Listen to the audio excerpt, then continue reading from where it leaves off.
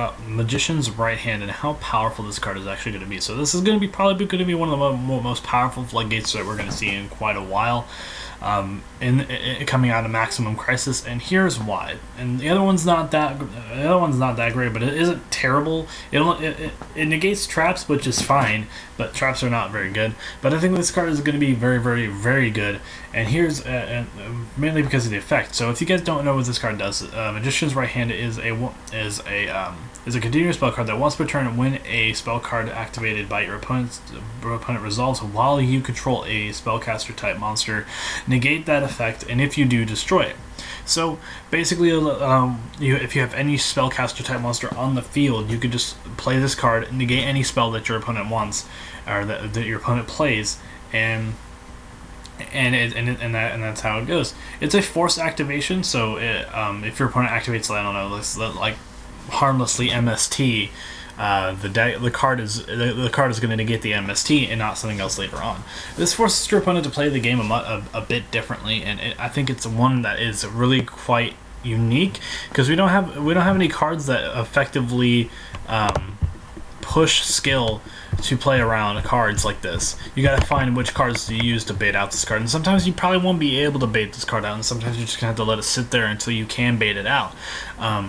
I feel like that this card is going to be quite good in that aspect, and I think it actually has some pretty good applications if it were to come out right now in the meta. I think you could easily play this card in Metaphos. Granted, Majespecters would benefit from this card a lot more, simply because they're all spellcasters. However, I think that I have made this random concoction of a deck. I call it Magician's Hand Metaphos, and I play Eidolons in it. It's actually decent.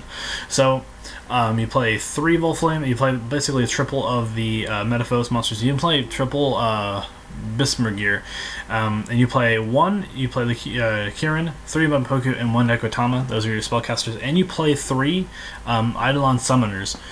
So this card's pretty good, obviously, and it is a spellcaster, so it does help with your Eidolon beasts, or it does help with your Magician's Hand. It also makes your opponent forcibly have to kill your other spellcaster type monsters in order for it to work, or in order for them to effectively play their spells. And sometimes that's not going to be very easy to do if you're playing cards like Unicorn Kirin, and I believe that some of these are spellcasters. I don't think any of them are. Well, nope, none of them are spellcasters, but that's fair enough. But I think that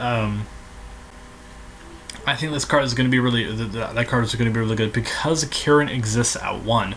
Because Kirin is kind of annoying. It's not impossible to get around, but Kirin is kind of annoying, and this card plus this card is kind of insane because you have Kirin on the board, which is already by itself I would consider a walking floodgate, because it allows you to remove problematic cards already on the board on your opponent's turn. And this card just says, hey, you can't really get rid of it too easily. You can't really target anything else. You got to get rid of Kirin first, and you have to do it by battle, and you have to do it very quickly.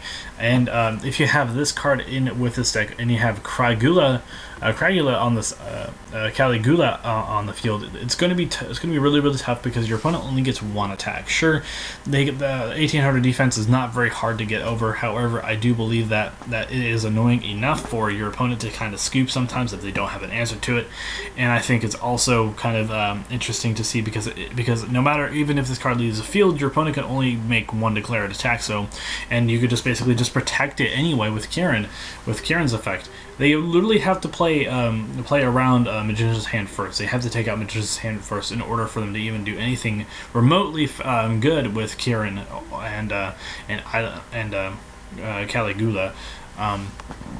But I feel like that this is kind of a different direction of Metaphos, though. But I think it's a kind of an interesting one to see how Magician's Hand might actually impact the meta. It also will be pretty good in Majespecters, I think, because again, the entire deck is Spellcaster. It's good. It's obviously good in Perform Agent Palace. It's obviously good in Dark Magicians, because the entire deck is Spellcasters. So, but I think it's really good. I think it's a fantastic card, and I think it's kind of disgusting actually. But I want to know what you guys think about this card in the comment section down below. I will see you guys in the next video. This has been a Team Metamorphose signing off.